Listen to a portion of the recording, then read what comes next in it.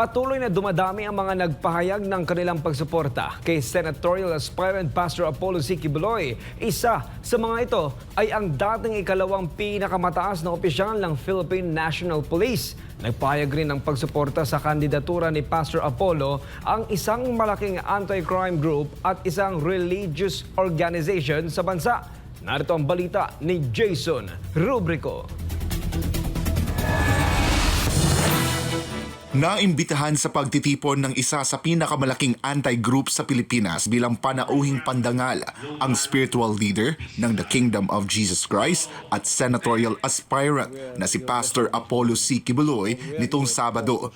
Ipinahayag ng Anti-Crime and Community Emergency Response Team na may daan-daang regional at provincial directors sa Luzon ang kanilang pagsuporta sa hangarin ni Pastor Apollo para sa bansa. Sa kanyang mensahe na ipinabot ng kanyang representante na si Brother Marlon Acobo, ipinabatid ng buting pastor ang kanyang mga plano, plataporma at mga panukalang batas bilang isang future senator.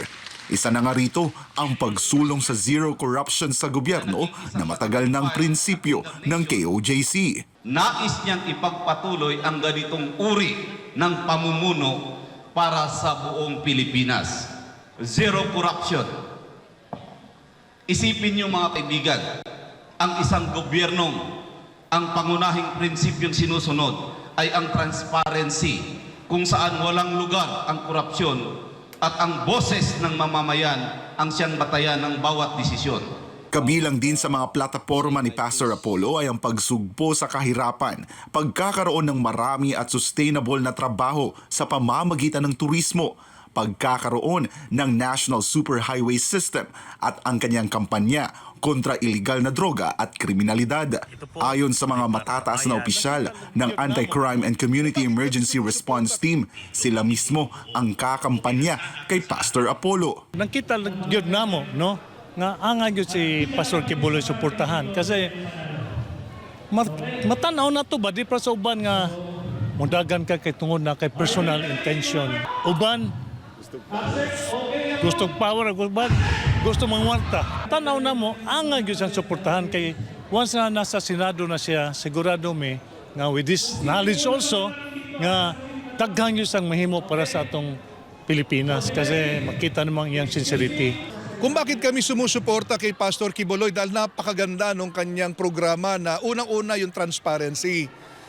Ito ay pagdideklara ng giyera sa korupsyon. Dito pa lamang sa unang programa niya ay pasok na sa amin. Si Pastor Quiboloy lang ang pwede talagang makagawa niyan dahil napatunayan na yan doon sa kanyang doon sa kingdom of Jesus Christ sa Davao.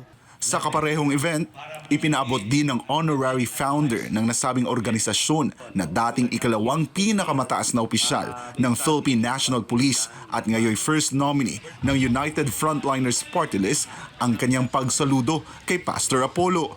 Sa ating pong matalik na kaibigan, more than 10 years ago, naging kaibigan na po natin ang ating napakasipag, napakabait, matulungin na si Pastor Quiboloy. Good luck po, Pastor Quiboloy.